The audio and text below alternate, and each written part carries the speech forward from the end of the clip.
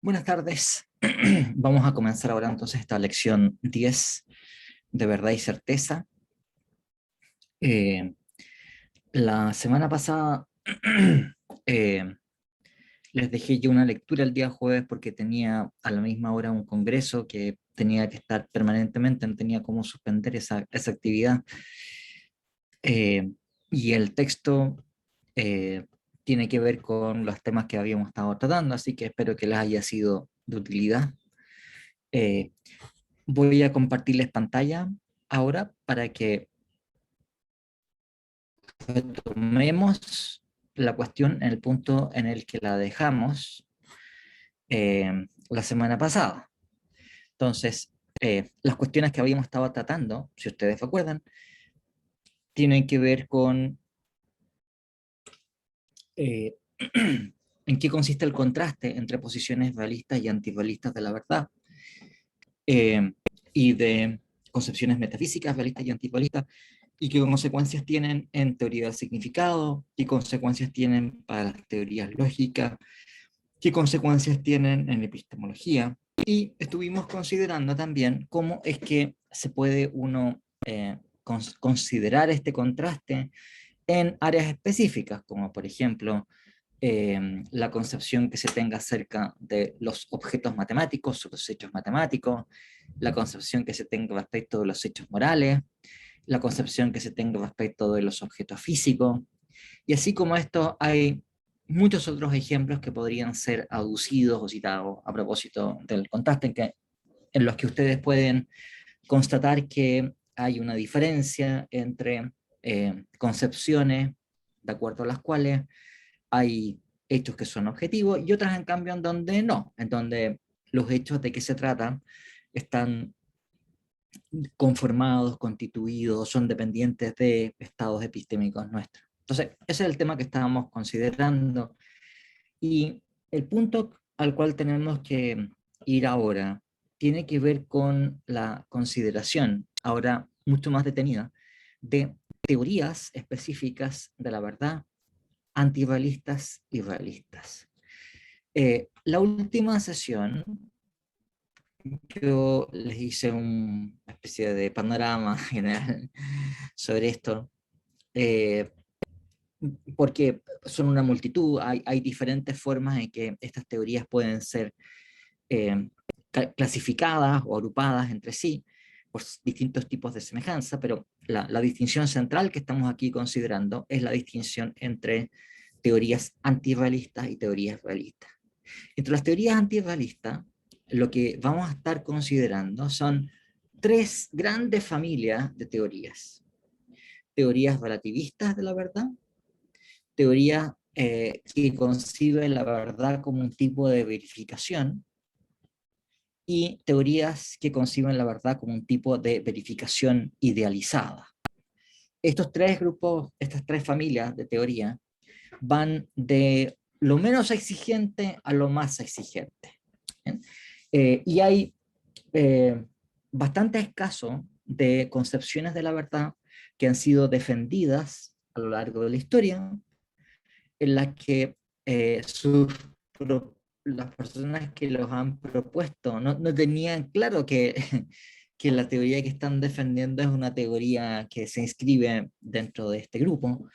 No tenían claro tampoco las conexiones sistemáticas que existen entre esa teoría de la verdad y cuestiones ontológicas o cuestiones acerca de la lógica. Pero bueno, esas conexiones existen y por tanto lo que vamos a hacer es que vamos a ordenar y vamos a considerar esas teorías, aunque sean teorías relativamente tradicionales, pero desde esta perspectiva, lo cual va a permitir, creo yo, comprender mejor esas conexiones sistemáticas. O sea, por ejemplo, las teorías de la verdad como coherencia se han propuesto mucho antes de que alguien tuviera siquiera conciencia de que hay una conexión entre metafísica, teoría de la verdad, significado y lógica. Pues esas son cosas que se pusieron de relieve en los años 70 del siglo pasado. Eh, cuando los neopositivistas tenían una concepción verificacionista de la verdad y el significado, tampoco tenían mucha claridad que esto estaba asociado a un tipo de concepción metafísica. O sea, de hecho, ellos rechazaban la metafísica como sin sentido, entonces no eran conscientes de que estaban haciendo un tipo de metafísica. Entonces, hay aquí una serie de cuestiones que son importantes. Entonces, claro, si uno va a atribuir, por ejemplo, algún tipo de concepción coherentista de la verdad a algún filósofo del idealismo alemán, donde quizás el más cercano pueda ser Fichte, los otros son bastante dudosos, pero claro, uno no puede atribuirle a Fichte ni a ningún otro ninguna conciencia de la conexión que tenga esa con lógica intuicionista. ¿De acuerdo? Son cosas que se han desarrollado después. Pero de todas maneras, ese punto de vista que estamos adoptando para agrupar estas teorías es fructífero y va a permitir clarificar bastantes cuestiones. Entonces, tenemos tres grandes familias. Y cuando se trata de las teorías, en cambio, realistas de la verdad, eh, aquí la variedad es menor, pero hay variedad, ¿no? La concepción más tradicional de teoría realista de la verdad es la concepción de la verdad como correspondencia, o a veces también se la designa como teoría de la verdad como adecuación.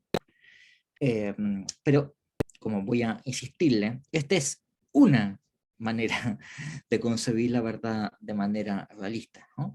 También hay teorías de la verdad que se llaman teorías de la identidad.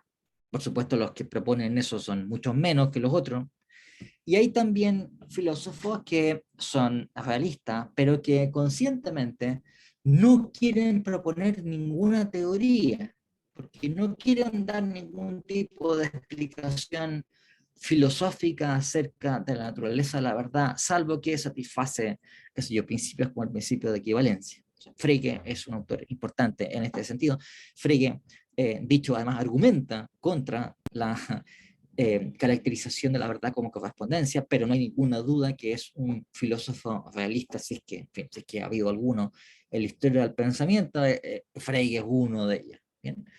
Entonces, ese es el tipo de tratamiento que vamos a estar haciendo.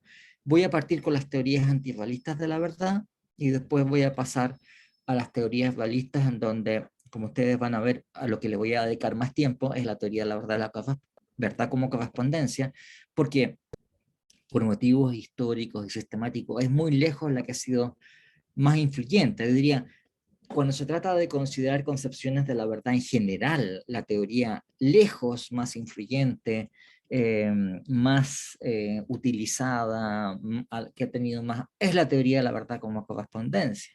Es también quizás la concepción de la verdad que tiene antecedentes históricos más antiguos, más largos. Entonces, es una concepción muy central, ¿no? O sea, hasta cierto punto uno podría ver estas discusiones como hay una concepción de la verdad como correspondencia y después uno encuentra, especialmente en el siglo XIX en adelante, formas de, entre comillas, poner en cuestión o tratar de disentir de y alejarse de esa concepción. Pero es así de importante. Y por eso también vamos a dedicarle bastante tiempo. ¿Bien?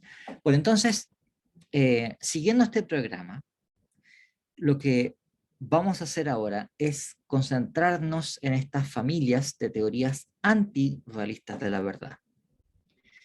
Y la primera que nos encontramos, tal como les comenté, la idea que vamos a seguir aquí es que vamos a partir de las teorías que son menos exigentes a las que son más exigentes.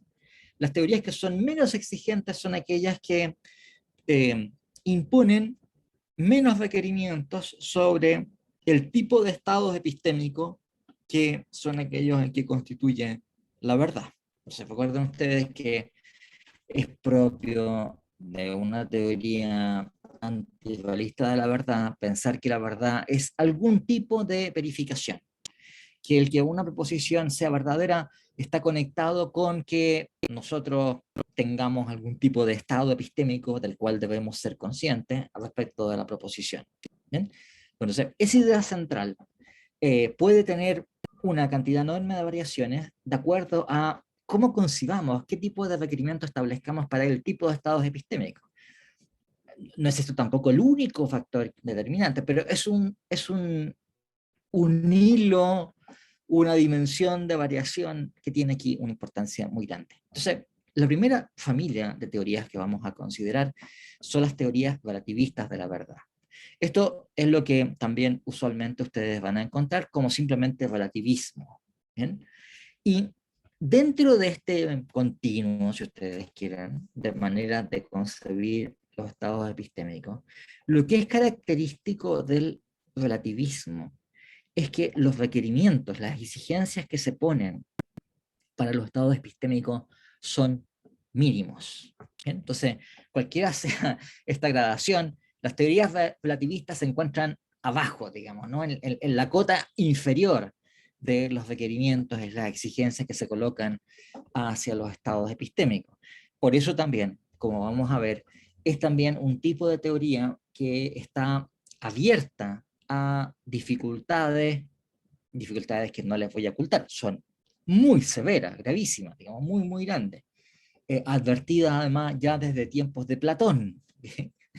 Pero las formas de antirrealismo que vamos a ver después son formas de antirrealismo que en la medida en que imponen exigencia a los estados epistémicos son capaces de neutralizar o aliviar las dificultades más serias que afectan el relativismo, ¿no? Entonces, a ver, de alguna manera, una manera de enfocar esto es que ustedes pueden ver como si colocamos restricciones casi mínimas, tenemos una serie de problemas.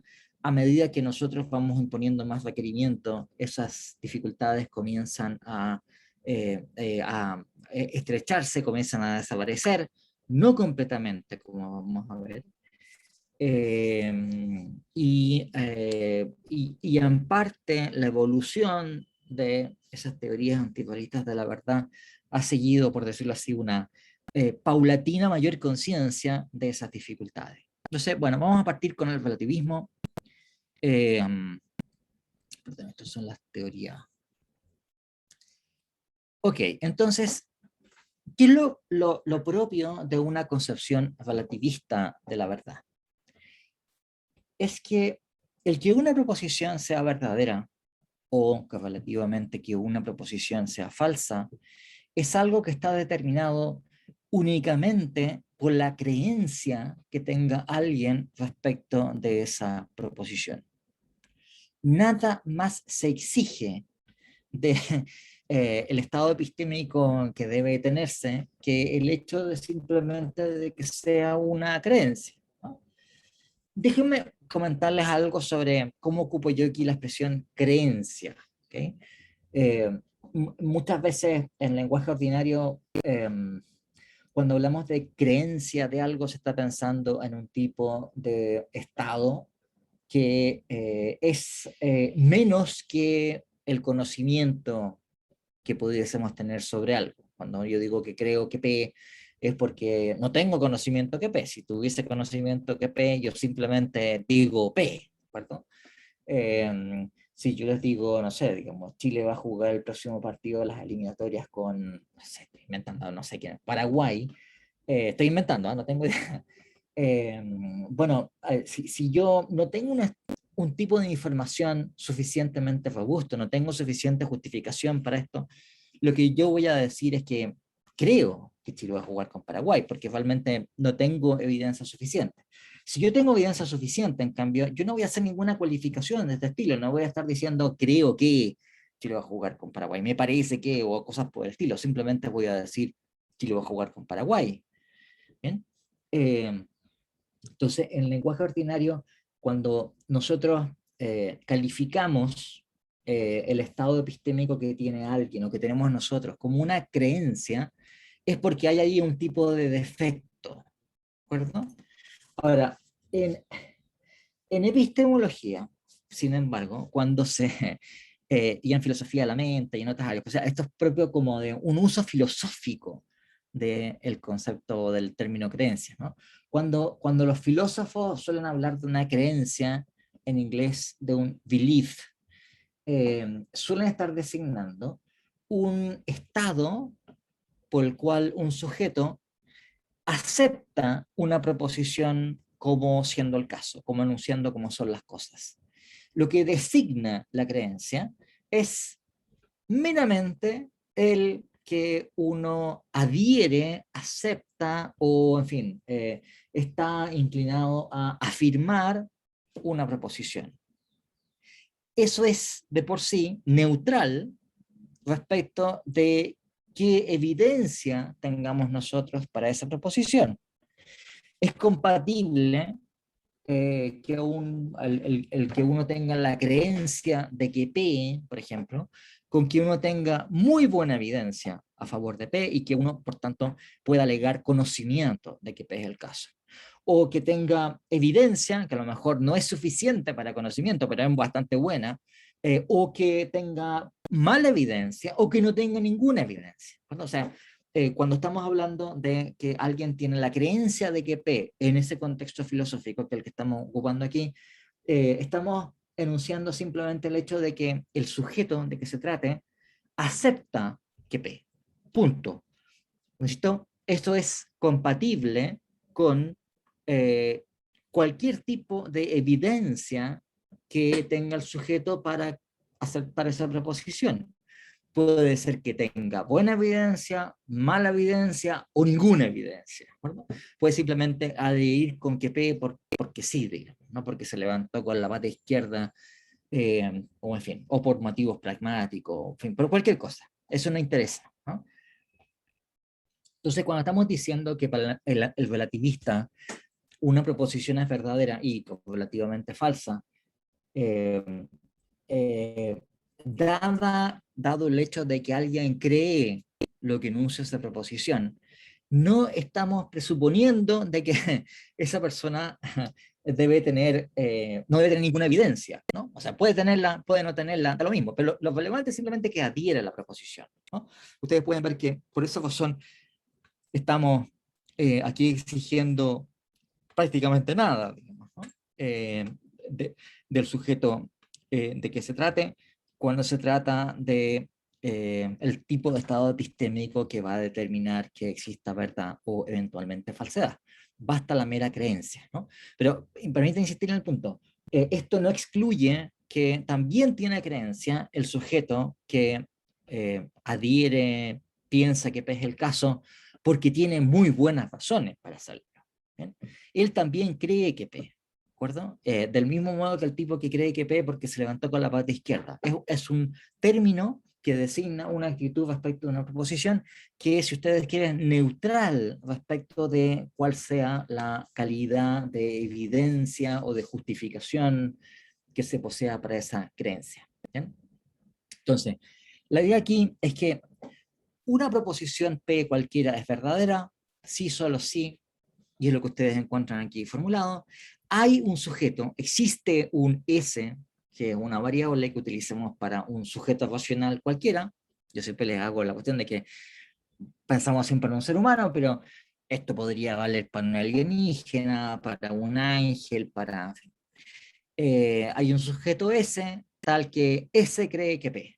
Entonces aquí es fundamental el hecho de que lo que determina la verdad es la creencia. También recuerden ustedes algo en lo cual he insistido varias veces, que lo que vale respecto de la verdad también debe valer respecto de la falsedad. Verdad y falsedad son nociones hermanas, ¿verdad? Son como las dos caras de la misma moneda, son, en fin, ¿no? Son nociones completamente hermanadas entre sí y que tienen una conexión sistemática tal que lo que se especifica para la verdad debe valer también para la falsedad y viceversa. Entonces, eh, una proposición P es falsa desde una perspectiva relativista cuando hay un sujeto S, cualquiera, que cree que no P. Hay preguntas de Vicente Miranda, quien me está preguntando en el chat. O sea que cualquier hecho puede ser verdadero y falso para la relativista. Sí, de hecho, ese es un problema.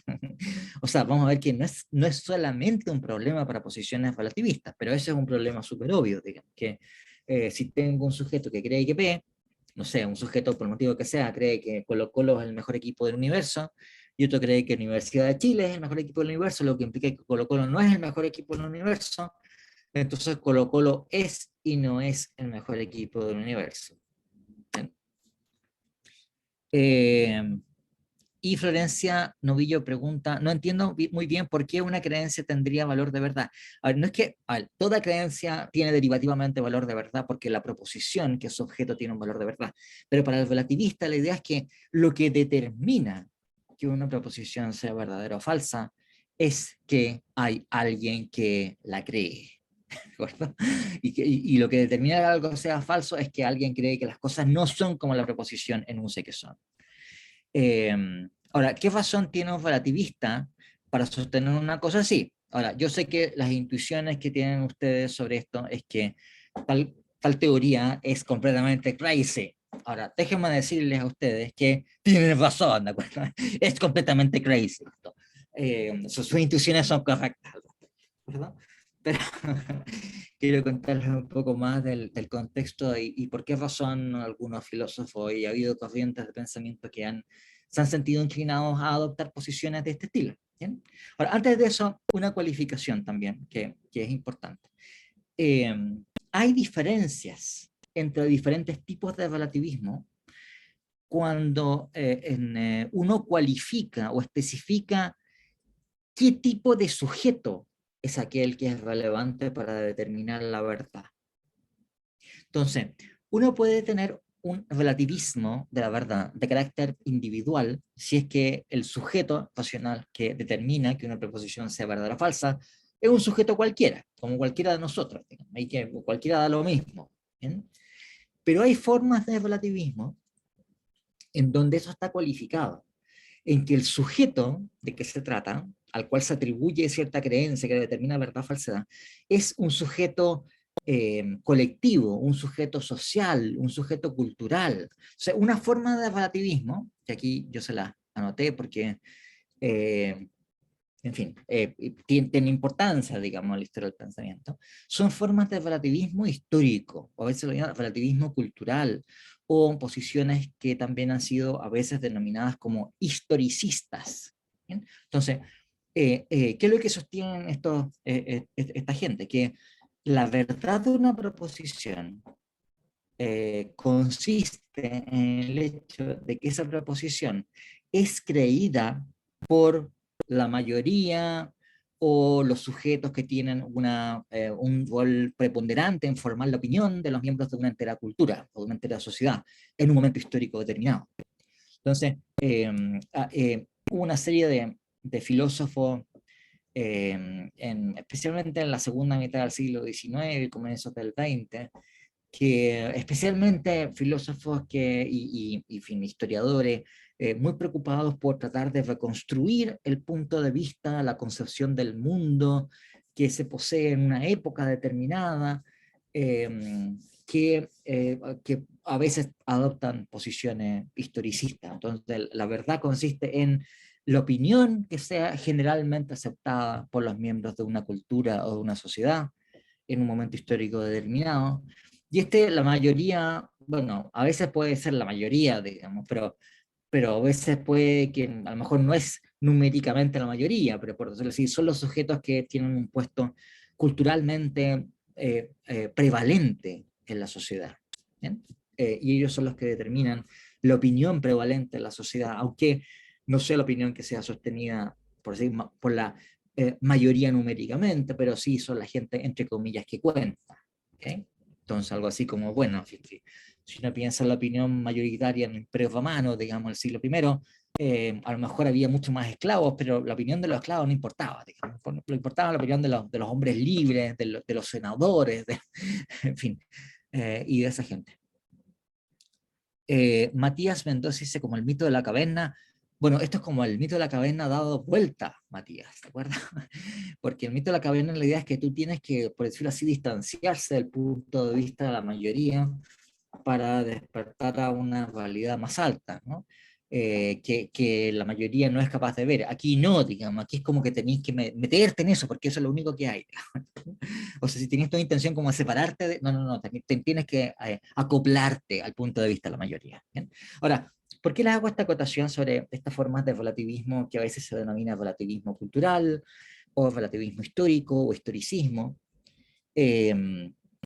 Porque cuando uno tiene una concepción de ese estilo, la opinión de un individuo aislado no es suficiente para determinar la verdad o la falsedad.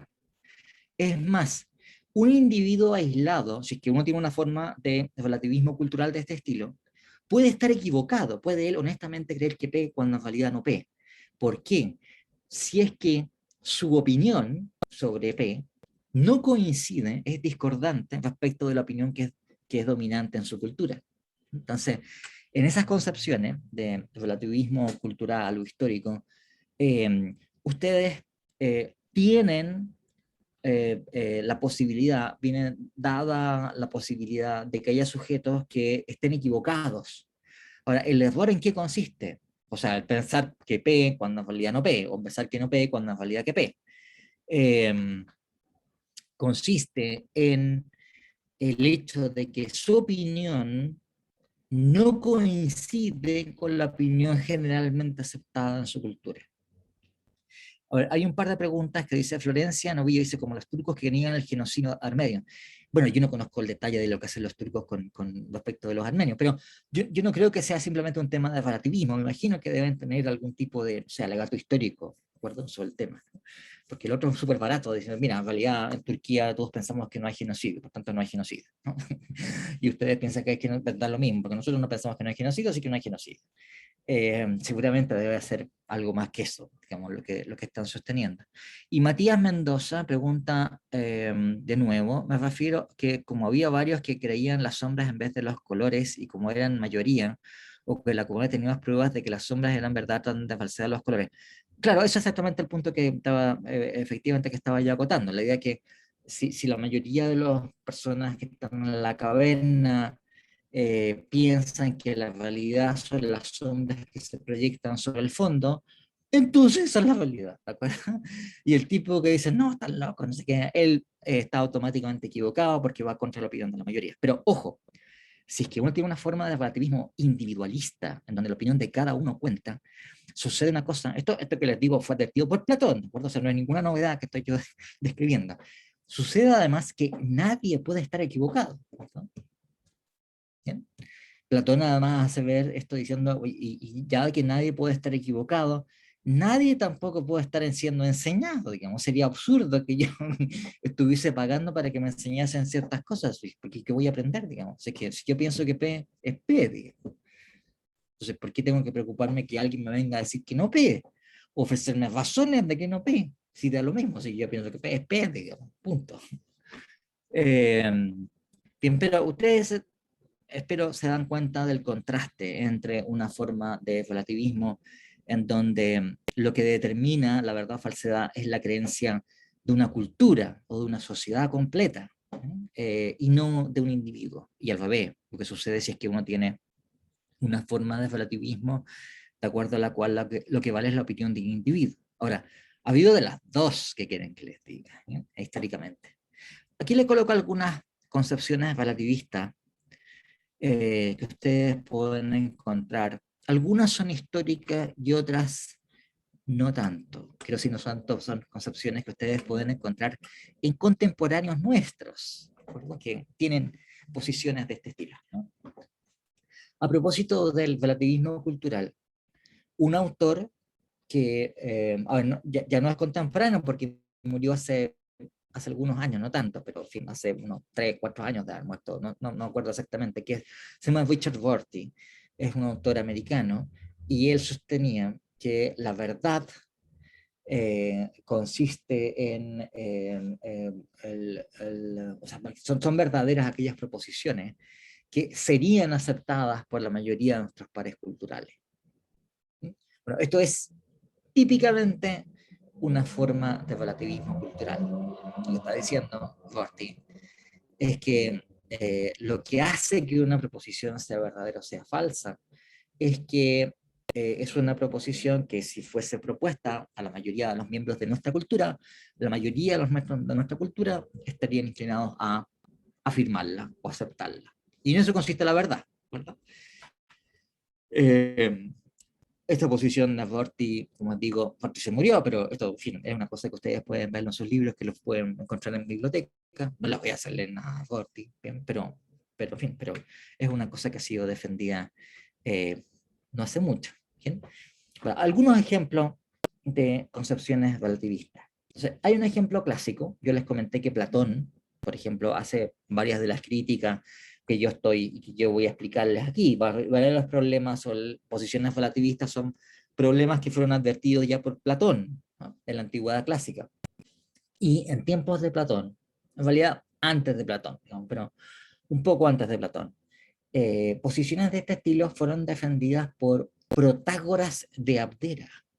¿A quién se le atribuye el dicho? Porque no quedó ninguna obra completa de Protágoras, pero de sus fragmentos, de las cosas que, en fin, que citan otros autores, es que él habría sostenido que el hombre es la medida de todas las cosas. Anthropos metron panton. El hombre es la medida. ¿Eh? Eh, Cosa que, de hecho, es Platón cuando digo Platón, está criticando este tipo de observaciones de Protágoras, ¿no? La idea entonces que si un hombre cualquiera, cree que P, entonces ese hombre es la medida, ¿no? El canon, lo que determina que P es el caso, que P es verdadero. Si un hombre cree que no P, eso es lo que determina que no P, ¿de acuerdo? Probablemente ustedes han escuchado este acerto antes, digamos. Pero la idea entonces es que esta idea de que el hombre es la medida de todas las cosas es una forma de relativismo. ¿Bien? Es pensar que nosotros, digamos, la opinión que nosotros tenemos es determinante de la verdad o la falsedad.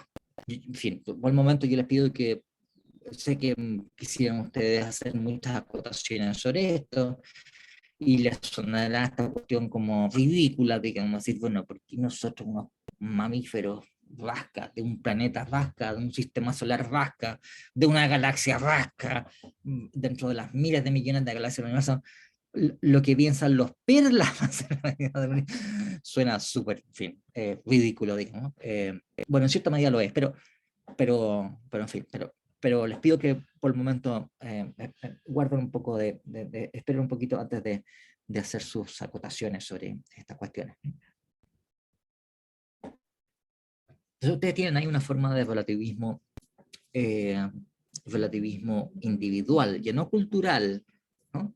No estamos diciendo que la opinión prevalente en una cultura es lo verdadero y la opinión prevalente determina si es que las cosas no son como ciertas proposiciones dicen que son las cosas, es que esas proposiciones son falsas, ¿no? Ahora, eh, formas de relativismo más recientes son ciertas corrientes que se denominan usualmente constructivistas acerca del conocimiento y que en los últimos decenios han ganado popularidad, especialmente en algunas áreas de ciencias sociales. No en todas, pero diría que hay algunas sectores de ciencias sociales donde este tipo de concepción ha sido prevalente. O sea, ya poco quiero decir prevalente, digamos, pero ha sido un tipo de concepción que ha ganado el favor de ciertas personas. ¿Y cuál es la idea del constructivista? Que la verdad es algo que nosotros construimos. ¿Por qué? Bueno, si llegamos a saber, por ejemplo, de que es verdad que la Tierra está orbitando alrededor del Sol, esa verdad ha sido constituida por los tipos de estados mentales que nosotros hemos llegado a tener en un momento determinado, por el cual hemos llegado a pensar que la Tierra se encuentra orbitando alrededor del Sol. Y en ese sentido, la verdad está siendo construida por nuestros estados mentales, ¿de acuerdo? Ahora, dado que no hay aquí ninguna restricción, digamos, sobre cuáles son los estados mentales que nosotros hemos llegado a tener, entonces, bueno, si por decirlo así, el tipo de consenso que hemos alcanzado en un momento determinado es que la Tierra gira alrededor del Sol, eso es aquello que consiste, que es verdadero que la Tierra se encuentra orbitando alrededor del Sol. ¿Mm? O sea, estas concepciones constructivistas tienen su fuente de, por eso, lo que hace que esta visión sea atractiva es esta idea que si yo llego a tener un estado mental o una cultura llega a, por regla general, aceptar que las cosas son de cierta manera, eso demanda un tipo de actividad espiritual, actividad mental de parte de los miembros de esa cultura, ¿no? Y en ese sentido es algo construido por los miembros de esa cultura. Otro ejemplo, también que es más reciente, es lo que han sostenido algunos filósofos llamados a veces postmodernistas, ¿no? O filósofos postmodernos, o en fin, ¿no? Eh, eh, la idea en estos filósofos estoy simplificando hartas cosas, digamos, pero, y lo mismo también con el constructivismo, pero la idea es darle a ustedes un panorama de, en fin, cómo es que este tipo de concepciones igual son concepciones que han recibido cierto tipo de aceptación en épocas recientes. Entonces, para estos filósofos, la idea es que eh, lo que nosotros honestamente decimos que existe, que hay en el mundo, cuando consideramos cuáles son las descripciones que nosotros honestamente proponemos acerca de la realidad, esas son descripciones, son, por decirlo así, cosas que decimos, son palabras, oraciones expresadas en ciertos lenguajes, eh, y esas oraciones que nosotros estamos inclinados a decir no tienen ningún criterio, no hay ningún criterio de corrección acerca de lo que se está diciendo, salvo el que pueda venir de otras cosas que nosotros también podemos estar diciendo. Si llega aquí un señor y me dice, estimados jóvenes, ustedes deben saber que hay galaxias. Bien, entonces está, por decirlo así, describiendo el mundo de una cierta manera. Ahora, lo que de hecho él ha sido preferir ciertas palabras del idioma español, podría haber hecho, pero en fin, el idioma español. Si uno quiere corregirlo, decirle, mira, no, porque en realidad hay, no sé, digamos, ¿no? Cuevas de orcos, y estoy también diciendo otras cosas, ¿no? Si yo quiero especificar qué quiero decir exactamente cuando digo que hay galaxias, qué es lo que yo identifico como galaxias, mi aclaración de qué es lo que son las galaxias va a ser otras cosas que yo voy a estar diciendo. ¿Bien? Entonces, lo que sostienen estos filósofos es que últimamente no hay nada fuera del texto. Texto quiere decir este conjunto de cosas que han sido dichas por alguien. ¿Bien? Las cosas que han sido dichas por alguien, si queremos interpretarlas para, por decirlo así, especificar exactamente de qué están hablando, y, entre comillas, poder determinar si lo que dicen es así o no, todo lo que vamos a hacer va a ser ponerlas en relación con otras palabras, otras cosas que nosotros también vamos a estar diciendo, ¿no? Los relatos o discursos que dicen los científicos no tienen mayor valor por sí mismo que los relatos y los discursos que pueda hacer un buen novelista o que pueda hacer mi abuelita o lo que sea, ¿no? Las cosas que uno haga para interpretar un discurso y evaluarlo, entre comillas, críticamente, es simplemente un procedimiento de interpretación por el cual nosotros ponemos ese discurso en conexión con otros discursos. Por decirlo así, esas prácticas interpretativas son ejercicios de intertextualidad.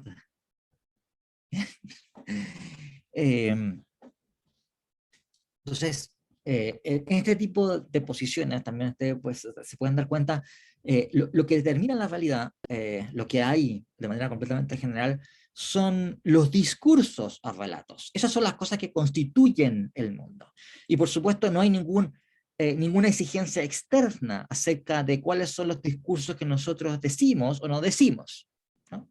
De hecho, en muchos casos, esta idea está asociada con una hipótesis conspirativa, diciendo, mira, en realidad, las pretensiones de verdad que tienen algunas personas, si llega aquí un científico con una bata blanca diciéndome, nosotros hemos constatado por mecanismos experimentales muy rigurosos metodológicamente, que el coronavirus es un peligro para la salud pública, y ustedes tienen que creernos. La idea de estos filósofos es decir, eso en realidad es una práctica, un dispositivo de dominio, de poder, ¿de acuerdo? El tema no solo es el coronavirus, el tema no es protegerse de la pandemia, el tema es cómo es que ciertos grupos de personas logran imponer su discurso y por tanto su estructura de dominio, su dispositivo de poder sobre otras personas. ¿Claro? Eh, entonces, no hay criterios externos de corrección sobre el lenguaje. El qué lenguajes sean prevalentes en una cultura, que qué discursos sean prevalentes en una cultura, es un tema de poder simplemente. Así de simple, ¿no? Entonces, también está asociado con esto, que esto es una forma de relativismo, ¿no? La idea de que, justamente por estas estructuras de poder, hay gente que ha estado sometida, por decirlo así, porque las opiniones que dan ellos, los tipos de discursos que producen esos grupos, no son tan tenidos en cuenta, no son tan dominantes para la estructuración de la cultura completa que los discursos de otros grupos de gente. Y eso es simplemente un hecho de poder, digamos, ¿no? Entonces, por decirlo así, está asociado a esto la idea que entonces lo que dicen personas de ciertos grupos tiene un valor especial debido a el tipo de personas que son. No, no hay, por eso, no se trata de que lo que pueda decir una persona u otra, y da lo mismo quien sea el que lo diga, lo importante es qué tipo de justificación tengamos para lo que se está diciendo, porque no hay tal cosa, ¿no? Es poder simplemente, aquello que se trate. ¿Okay? Bueno, entonces, esto es una forma de relativismo. ¿Bien? ¿Qué discursos sean los que resulten o no prevalentes? ¿Cómo sean estas redes de intertextualidad? Depende simplemente de lo que alguien diga. ¿Bien? Y en eso consiste la verdad. La verdad de una proposición consiste simplemente en el hecho de que es parte, por decirlo así, figura en los discursos socialmente prevalentes. Y no hay nada ulterior que haga que esos discursos sean socialmente prevalentes o que no lo sean. ¿Cierto? Eh, por eso que es una forma también de relativismo. Eh, Bien, entonces, en fin, no sé si ustedes se han visto expuestos a este tipo de posiciones. Yo creo que en el caso de ustedes es más difícil, pero si ustedes hacen cosas en humanidades, por ejemplo, esto sí es algo que ustedes se encuentran. No en filosofía, afortunadamente, no es muy frecuente en filosofía, pero sí en otras áreas en humanidades esto es prevalente en otras áreas. Pero sí, claro, sí, es que lo que constituye la validad, lo que determina lo verdadero y lo falso, son lo que dicen los discursos, entonces algo así como que los novelistas son, son los que hacen, en fin, la metafísica primera de la realidad. Entonces, uno entiende que hay una, en fin, uno puede sentirse tentado a una cosa de ese estilo. Eh, Otro ejemplo también de concepciones relativistas es la que ustedes pueden encontrar bueno, eso está en Nietzsche en realidad. Nietzsche tiene un famoso texto, que es un texto cortito que se llama, o sea, a lo mejor ustedes alguna vez lo han leído, si no, puede llegar a sus manos en el futuro, porque es bien conocido. Es un pequeño escrito que se llama Verdad y Mentira en sentido extramoral, en donde Nietzsche dice, ¿qué es la verdad? Un ejército de metáforas, metonimias, figuras del lenguaje. ¿Bien? Verdad son simplemente cosas que decimos nosotros. Lo que hace que una proposición sea verdadera es simplemente el hecho de que nosotros le otorgamos a esa proposición un cierto estatus especial. y por eso es que nosotros, en fin, nos dignamos, por decirlo así, enunciarla y proferirla y colocarles esto como una especie de marco, ¿verdad? O sea, la verdad es simplemente una distinción que nosotros entregamos a cierto tipo de locuciones que nosotros hacemos. Y una locución como cualquier otra, que es una figura del lenguaje, es usar el lenguaje para tratar de expresar algo, cosa que hacemos cuando hacemos metáforas, o cuando hacemos, no sé, usamos otras figuras del lenguaje, que es más o menos lo que podemos hacer, pero no hay nada más que eso, ¿no? Es muy explícito que lo que está detrás de esto, en estas pretensiones de verdad, es voluntad de dominio, sí, claramente, ¿no? Voluntad de dominio, eso es. Voluntad de poder. Bien, entonces, bueno, me he detenido bastante en contarles a ustedes estas alternativas para mostrarles que aunque aquí estamos considerando, si ustedes quieren, el relativismo de una manera un tanto, ¿cómo decirlo?, reducida, digamos, ¿no? O formalizada a una expresión de este estilo, ¿no? Un bicondicional, del tipo P es verdadero si solo si existe un S tal que S que P, ¿de acuerdo? Y P es falsa si solo si existe un S tal que S que no P. Es un tipo de posición que sustantivamente ha sido aceptada por distintos tipos de personas a lo largo de la historia, porque ustedes pueden ver que esto no es una cosa que sea solamente algo que se dé en una época determinada, sino que son posiciones que se han adoptado en la antigüedad clásica. O sea, ustedes habrán escuchado, por ejemplo, que Sócrates, Platón, Aristóteles, buena parte de su trabajo filosófico estuvo motivado para criticar a los llamados sofistas, ¿ya? O sea, seguro que ustedes escucharon eso en el colegio, si tuvieron clases de filosofía. Ya, pues, ¿quién eran los sofistas? Protágoras, ese era el sofista, ¿verdad? No era el único, ¿eh? Pero, en fin, pero los sofistas tenían posiciones relativistas. Entonces ellos eran como, no, hijo, si todas las opiniones son válidas, ¿cachai? Como, todo vale, viejo, todas las opiniones son válidas eh, y el hombre es la medida de todas las cosas.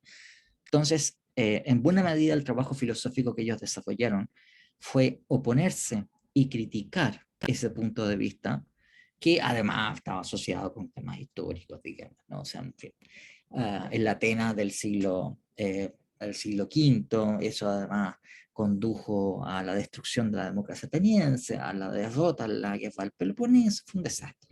Bueno, entonces, ustedes pueden ver que hay distintas posiciones de este estilo, que hay posiciones contemporáneas en donde puntos de vista relativistas, aunque no se los enuncie de esta manera. Por ejemplo, yo les comenté que Rorty defendía una posición relativista cultural, pero claro, si uno lo apretaba a Rorty, le decía, no, mira, en realidad lo que yo sostengo no es relativista, mi posición es etnocentrista. Ya, bien, hace una distinción, ¿recuerdo? Pero, en fin, pero los sustantivos, tú pensás y eso. Eh, ok, entonces, eh, lo que quiero ahora presentarles a ustedes son por lo menos un par de problemas que tiene la posición relativista, dentro de hartas otras que podrían indicarse. Una de ellas es la que, ya se me olvidó quién fue el que lo dijo, pero alguien lo propuso aquí diciendo, bueno, pero entonces el relativista cree que pueden haber contradicciones. Bueno, sí, y eso es un problema, naturalmente, para una posición filosófica.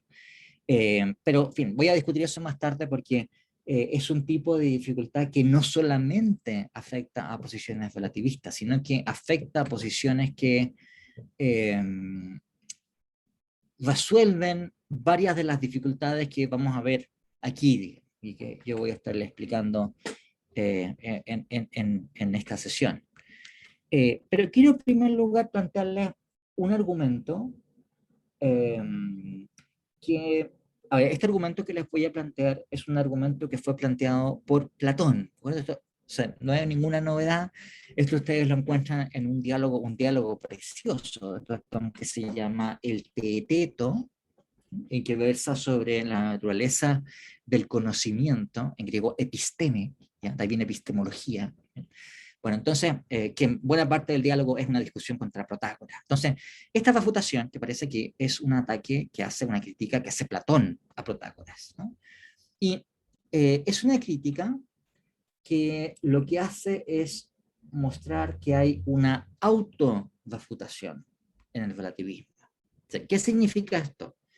Eh, Se da una autorrefutación, o se dice que una posición es autorrefutatoria cuando suponer que la posición en cuestión es verdadera implica su propia falsedad.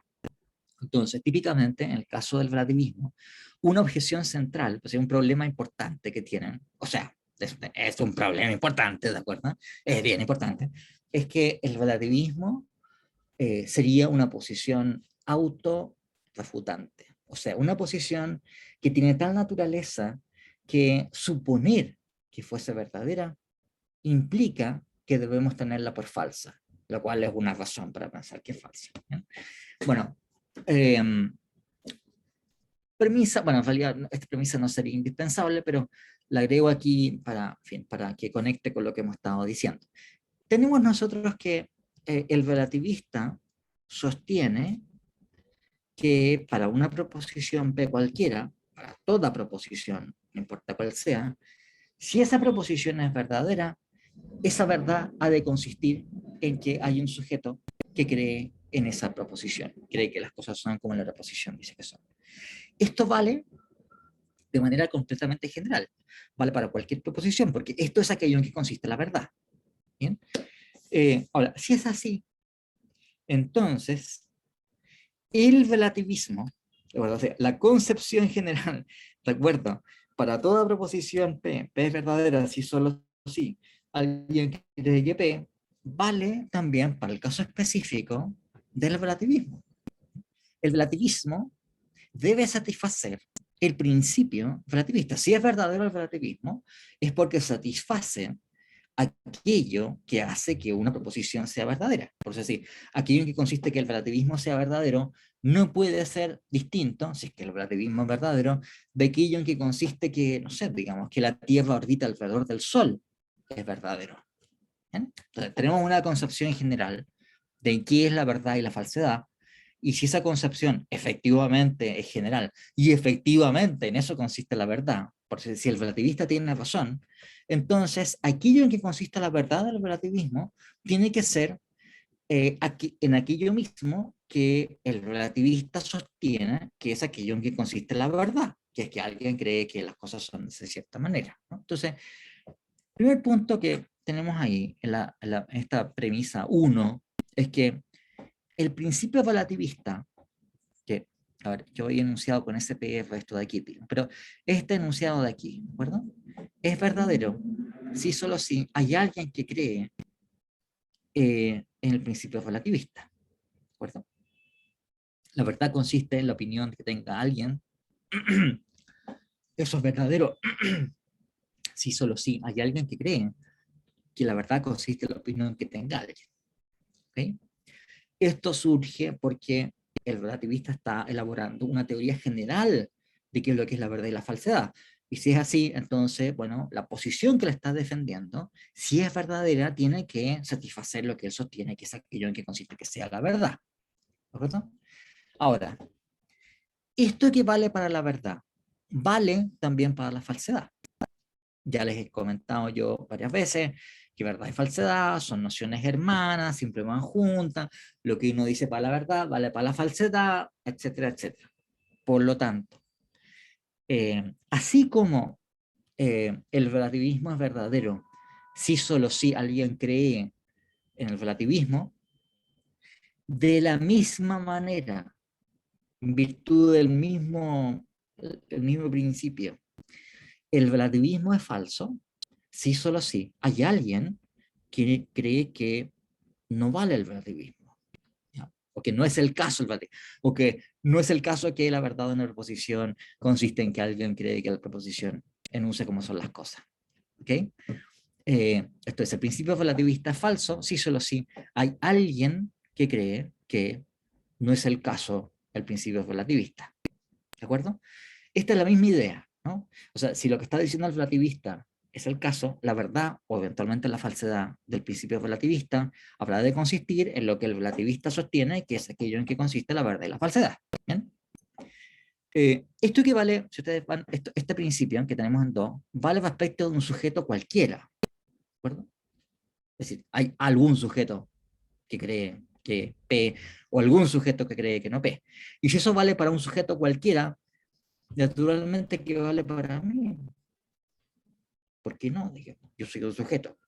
Soy un sujeto, claro, podría ser cualquier otro, pero por supuesto yo no estoy excluido, digamos. No es que el relativista va a decir la opinión de cualquiera, salvo José Tomás Alvarado. No, no, no, la opinión de cualquiera, y yo soy uno cualquiera, digamos, así que pues, mi opinión cuenta para esta cuestión. Por supuesto, la opinión de cualquiera de ustedes también cuenta, digamos, pero en este caso voy a concentrarme en mi opinión porque la conozco mejor, ¿de acuerdo? Me es más familiar mi opinión que la de otras personas. Bueno, entonces, si esto vale de manera general para la opinión de cualquier sujeto, de algún sujeto cualquiera, esto vale para mí. Por tanto, vale que el principio relativista es falso, sí, solo sí. Yo creo que no es el caso lo que dice el relativista. ¿De acuerdo? Ahora, ¿qué es lo que sucede aquí? Y esta es la premisa que tenemos en el número 4. Que de hecho, yo pienso que el relativista está equivocado. Que la verdad no tiene que ver con la opinión que pueda tener cualquier tipo, digamos, ¿no? Yo pienso que las cosas no son tal como la relativista dice que son respecto de la verdad y la falsedad. ¿De acuerdo? Entonces, esta es una premisa que me consta porque yo es lo que pienso, efectivamente. Yo pienso que no es el caso que las cosas sean como el relativista dice que son. Ahora, vean ustedes que si vale este bicondicional, vale el condicional según el cual, si yo creo que las cosas no son como el relativismo, el principio relativista dice que son, entonces el principio relativista es falso. Pero ustedes ven que este es un condicional, este condicional se sigue directamente de la premisa 3. ¿Bien? O sea, este bicondicional implica condicionales en los dos lados, estoy fijándome en un condicional simplemente que va del lado izquierdo, del lado derecho al lado izquierdo. Y la premisa 4 enuncia el antecedente al condicional, luego el principio relativista es falso. Esto se sigue por modus ponens de las premisas 4 y 5. Entonces, el relativismo es falso, ¿no? Para decirlo en un eslogan, ¿no? Si lo que determina la verdad y la falsedad de una proposición es la opinión que tenga cualquiera sobre que lo que dice una proposición es el caso o no es el caso, dado que yo pienso que el relativismo es falso, entonces el relativismo es falso, viejo.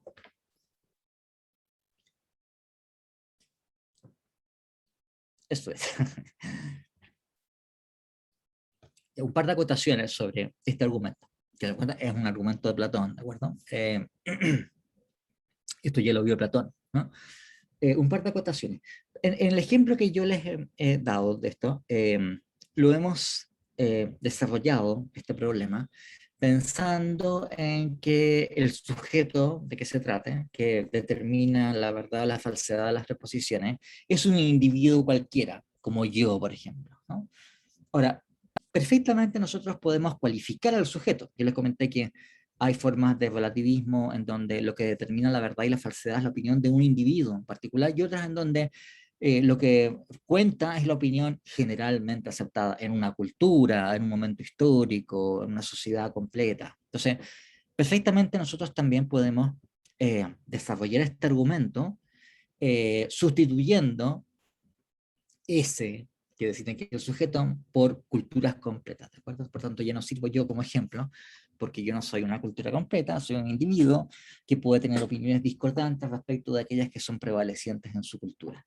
Ahora, si es que uno eh, desarrolla o considera este argumento con esta cualificación, en donde lo que cuenta para la verdad y falsedad son las opiniones de una cultura completa, también tenemos el mismo problema, porque no han faltado culturas que han pensado que el relativismo es falso. O sea, es más, yo creo que, no sé si hay alguna cultura, por supuesto hay culturas en donde uno encuentra sujetos que tienen posiciones relativistas, pero otra cosa es decir que la cultura como un todo considera que de manera general que el relativismo es verdadero. Porque yo no conozco ninguna cultura que pase eso. Nuestra cultura, por supuesto, no es así. Nosotros no pensamos por regla general, no es que es una opinión prevalente en nuestra cultura, por ejemplo, que la opinión de cualquiera acerca de las galaxias vale lo mismo que la de un astrónomo, porque no es así. Eh, por supuesto, ustedes pueden decirme, ya bien, pero hay mucha gente que es relativista sobre materias éticas. Ok, pero eso es regional, pero sí, pero como teoría general de la verdad, nuestra cultura no es relativista. ¿Bien? Si nos fijamos en, no sé, ¿no?, la cultura islámica en el siglo X, en el califato abasida, les aseguro que no era relativista.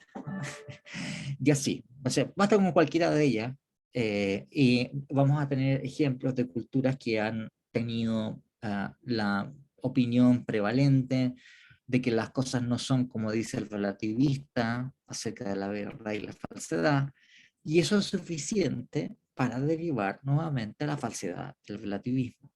¿Sí? Entonces, eh, el punto es que yo me fijé aquí simplemente en fin, me puse a mí como ejemplo, porque en fin, yo creo que el relativismo es falso, pero lo mismo podría valer si es que pensamos en alguna cultura, porque no ha habido, eh, no nos faltan ejemplos, digamos, de culturas que hayan tenido la opinión prevalente de que el relativismo es falso. ¿Okay? Una última cualificación, porque estamos ya en la hora, y a ver, el día jueves vamos a continuar con este otro argumento. Eh, ¿No podría el relativista introducir algún tipo de distinción en su teoría de la verdad? Por decirlo así, decir algo así como, mira, la verdad de todas las proposiciones de tipo 1 consiste en la opinión que tenga alguien sobre si lo que dice la proposición es el caso o no. Pero esto no vale para las proposiciones del tipo 2, dentro de las cuales está el principio relativista. ¿Okay? Esto es, si el relativista, no sé, pudiese establecer una distinción de este estilo, ¿no? Ustedes tal vez recordarán que en el texto que leyeron de Susan Haack, cuando explicaba la teoría semántica de la verdad de Tarski, se hacía una distinción entre lenguaje y metalenguaje. Entonces, uno tal vez podría decir, bueno, pero podríamos decir que esta es una teoría de la verdad para un lenguaje, objeto, pero no para el metalenguaje. Entonces, la teoría relativista está anunciada en un metalenguaje, pero no en el lenguaje objeto. Y de esa manera, entonces, estaría libre de este problema de autofafutación. El problema que hay con eso es que tiene que haber razones para introducir esa distinción, ¿no? No basta simplemente que el relativista diga, mira, voy a introducir la distinción porque de esa manera evito que mi teoría sea autorrefutante, porque eso es, dice ad hoc, ¿de acuerdo? Eso es una maniobra que uno hace para evadir un problema, pero que no tiene ninguna justificación independiente. O sea, tiene que haber una justificación independiente para establecer. Tiene que haber ciertas razones en virtud de las cuales la verdad vale de cierto tipo para cierto tipo de enunciados y no para otras. Ahora, yo no sé cómo puede hacerse eso, no se me ocurre simplemente cómo podría pasar una cosa así, si es que uno está proponiendo una concepción general, global, de en qué consiste la verdad y la falsedad, porque eso es lo que estamos considerando. O sea, si es realmente global, entonces es realmente global. No puede haber proposiciones que estén exentas de esto, ¿no? Pero decir, mira, la verdad consiste de manera global en tal cosa, salvo para estos casos que entonces no es global. Ya, estoy pasado en el tiempo, así que vamos a quedar aquí. Y seguiremos entonces el día jueves. Vamos a continuar con relativismo y, y vamos a seguir adelante con otras concepciones de la verdad. Bueno, señores, un gusto. Nos estamos hablando, estamos viendo. Chao, profe, gracias. Chao, gracias.